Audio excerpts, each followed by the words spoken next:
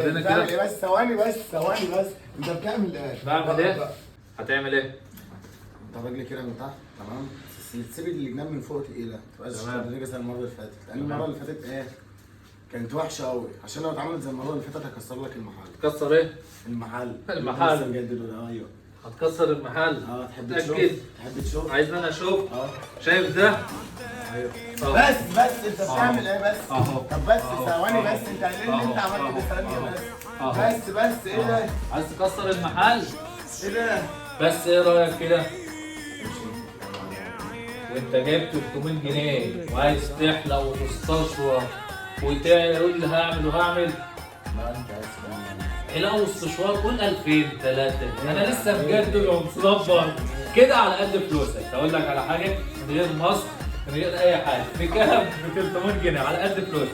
اقول لك يلا اتكل على الله كده، يلا مع السلامه.